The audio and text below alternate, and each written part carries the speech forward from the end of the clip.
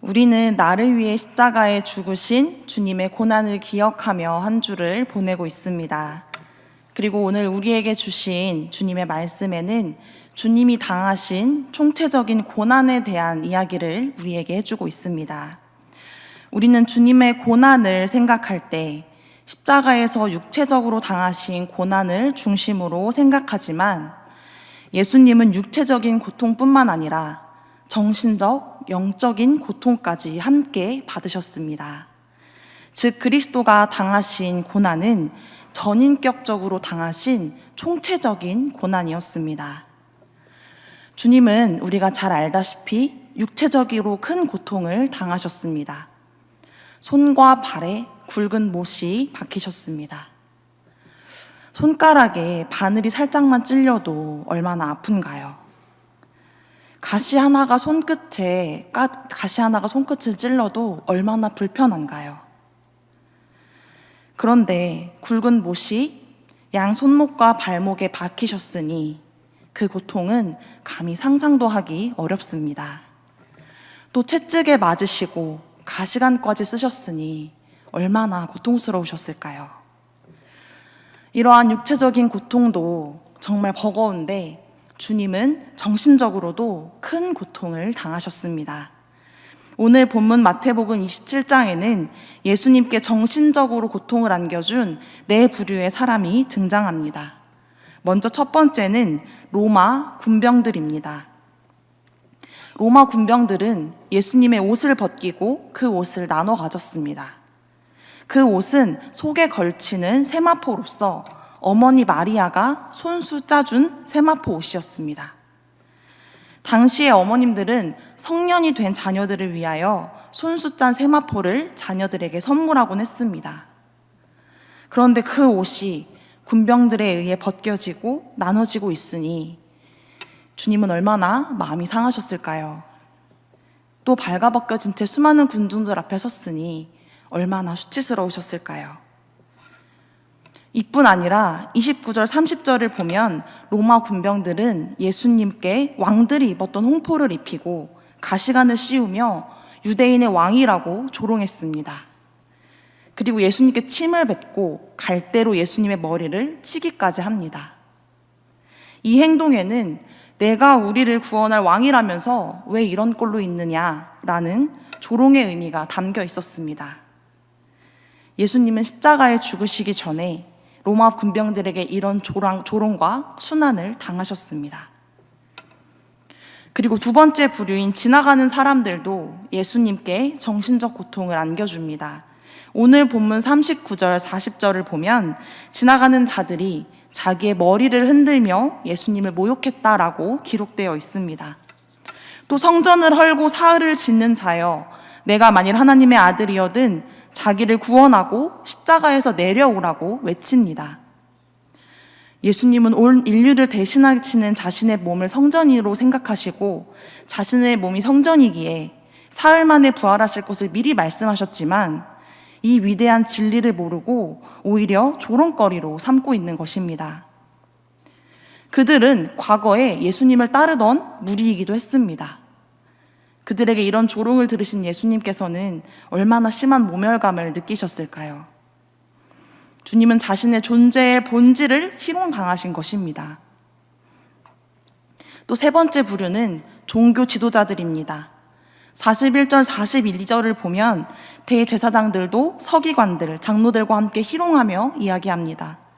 남은 구원하였으되 자기는 구원할 수 없도다. 그가 이스라엘의 왕이로다. 지금 십자가에서 내려올지어다. 그리하면 우리가 믿겠노라 라며 예수님을 조롱합니다. 당시 종교 지도자들은 자신들이 그토록 미워하던 예수님에 대한 십자가 처형이 이루어지자마자 마치 어린아이들이 조롱하듯이 놀리듯이 장난치듯이 예수님을 계속 조롱합니다. 그들은 자신들의 기득권을 위협하던 존재인 예수님을 십자가에 못 박음으로써 예수님이 더 이상 아무런 영향력도 자신들에게 미치지 못할 것이라며 비웃었던 것입니다. 그리고 마지막으로 예수님께 정신적 고통을 안겨준 네 번째 부류는 강도들입니다. 빌라도는 다른 강도 2명과 함께 예수 그리스도를 십자가에 못 박았습니다. 빌라도는 자신의 판결에 정당한 근거가 없었기에 엉터리 재판을 정당화하기 위해서 마치 예수님께서 그 2 강도의 두목인 것처럼 십자가 처형의 현장을 꾸민 것입니다. 무고하게 죽는 것도 원통한데 반역자나 강도들의 두목이라는 오명을 쓰고 죽으셔야 했던 예수님, 얼마나 마음이 무너지셨을까요? 주님은 그렇게 극악한 죄인 취급을 당하면서 십자가에서 고통을 겪으셨습니다. 그런데 43절을 보면 함께 십자가에 못 박힌 강도들조차도 예수님을 조롱하는 말들을 볼 수 있습니다. 하나님을 신뢰하니 하나님이 원하시면 이제 그를 구원하실지라, 그의 말이 나는 하나님의 아들이라 하였도다 라고 말하며 강도들도 예수님을 조롱합니다. 이렇게 육체적인 고통, 또 내 부류의 사람들을 통한 정신적인 고통을 겪으신 예수님은 영적 공격까지 받으십니다. 내 부류의 사람들이 하는 조롱을 한마디로 말하면 내가 만일 하나님의 아들이어든 십자가에서 내려오라는 것이었습니다. 그러면 주님을 그들의 왕으로 섬기고 하나님의 아들로 인정하겠다라는 것이었습니다. 그런데 이 조롱의 말 어디서 들어본 것 같지 않으신가요? 마태복음 4장에서 마귀가 주님을 미혹할 때 했던 말들과 동일합니다. 마귀는 그때 예수님께 내가 만일 하나님의 아들이어든 돌을 떡으로 만들라, 성전 꼭대기에서 뛰어내려 보라라 라고 유혹했습니다. 또 자기에게 절만하면 천하를 주겠다라고 예수님께 유혹합니다. 마귀가 노린 것은 주님을 십자가 없는 구세주로 만들려는 것이었습니다. 십자가를 지지 않고, 즉 하나님의 뜻대로 대속의 희생을 치르지 않고 쉽게 온 세상의 구주가 되게 하겠다라는 유혹이었습니다. 그 마귀가 지금 주님의 십자가 앞에까지 와 있습니다. 주님이 운명하시는 그 장소까지 와서 예수님의 마음을 힘들게 하고 있습니다. 십자가의 대속 사역을 망치려고 내 부류의 사람들을 통해 주님의 신경을 자극하고 있는 것입니다. 이처럼 예수님은 육체적인 고통뿐만 아니라 정신적, 영적으로도 크고 심각한 아픔과 고통을 받으셨습니다. 이러한 상황 속에서 만약 우리가 하나님의 아들이라면 이런 총체적 고통을 참을 수 있었을까요?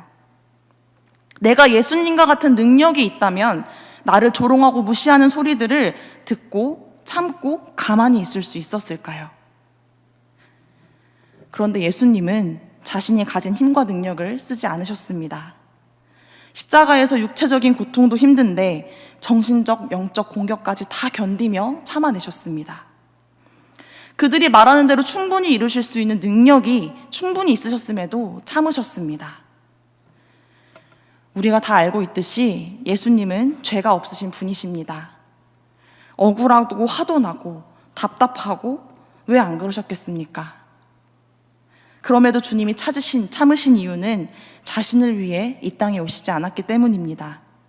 하나님의 아들이라는 신분으로 부와 명예와 권력을 얻으려고 이 땅에 오신 것이 아니었기 때문입니다. 마가복음 10장 45절에는 인자가 온 것은 섬김을 받으려 함이 아니라 도리어 섬기려 하고 자기 목숨을 많은 사람의 대속물로 주려 함이니라 라고 기록되어 있습니다. 주님께서 이 고통을 참으신 이유는 단 하나입니다. 바로 우리를 구원하시기 위해 이 땅에 오신 사명을 온전히 이루시기 위함이었습니다. 바로 우리를 구원하시려고 그 모진 고통과 순환을 감당하신 것입니다. 우리는 주님께서 이와 같은 고통을 우리를 위해 감당하셨음을 잊지 말아야 합니다. 나를 위한 고난과 아픔이었음을 우리는 기억해야 합니다. 우리에게 베푸신 주님의 그 깊고 넓은 은혜와 사랑에 감사하면서 우리를 향하신 주님의 그 깊은 사명을 이루어가야 합니다. 그리고 주님이 이러한 총체적인 고난을 겪는 와중에도 한 영혼을 소중히 여기시고 구원하셨음을 기억해야 합니다. 오늘 본문인 마태복음 27장 44절에는 예수님과 함께 십자가에 못 박힌 2 강도가 모두 예수님을 욕했다라고 기록되어 있습니다. 그런데 평행 본문인 누가복음 23장 39절에서 40절에는 두 강도 모두 예수님을 욕한 것이 아니라 그 중에 한 명만 욕했고 다른 한 명은 오히려 이를 꾸짖고 있는 것처럼 기록되어 있습니다. 왜 두 책의 기록이 다른 것일까요? 많은 신학자들은 처음 이 두 강도 모두 예수님을 비난하다가 나중에 한 강도가 돌이켜 회개한 것으로 보고 있습니다. 한 명의 강도가 회개한 이유는 자신을 비난하고 조롱한 이들까지 용서해달라고, 그 십자가에 죽은 그 순간까지도 다른 이들을 용서해달라고 하신 그 예수님의 기도를 들었기 때문입니다. 예수님은 그 모진 고통을 다 받으시고 십자가에 죽는 그 순간까지 회개한 한 영혼을 품어주시고 구원해 주셨습니다. 강도가 구원받은 이 사건은 주님께서 우리의 생각보다 훨씬 구원에 부유하다라는 사실을 우리에게 알려줍니다. 자격 없는 자에게 가장 값진 것, 가장 귀한 것을 값없이 주는 것, 그런 은혜가 가능하기 위해서 예수님께서는 십자가에서 죽으셨습니다. 주님은 우리에게 구원이 진정한 은혜가 되도록 하기 위해서 크나큰 희생을 치르셨습니다. 그랬기에 모두 강도를 비난하고 멸시할지라도 돌이켜 회개한 그를 주님께서는 구원하여 주시고 낙원에 있을 거라고 그를 초대해 주십니다. 이처럼 주님은 구원에 부요하신 분입니다. 이 사실이 또한 우리에게 은혜이지 않습니까? 주님께서 구원에 부요하지 않으셨다면 우리가 어떻게 구원받은 자들의 대열에 속해 있을 수 있겠습니까? 구원에 부요하신 하나님이시기에 자격 없는 우리가 구원을 받았습니다. 그러니 우리도 주님의 십자가 앞에 겸손해야 하지 않을까요? 은혜를 받은 자이기에 다른 사람의 허물을 지적하고 평가하고 판단하지 않고 너그럽게 품어줘야 하지 않을까요? 내가 받은 주님의 은혜를 생각한다면 내가 감히 누군가를 어찌 판단하고 평가하고 함부로 대할 수 있겠습니까? 그럼에도 내가 공동체에서 누군가 나의 자존심을 건드리는 말을 한마디만 하면 가만히 있지 않고 더 화를 내고 비난하진 않았는지 우리의 모습을 돌아보기 원합니다. 이제는 주님의 그 십자가 앞에서 구원에 부요하신 그 주님의 마음을 기억하면서 받은 은혜 앞에 겸손한 우리가 되기를 원합니다.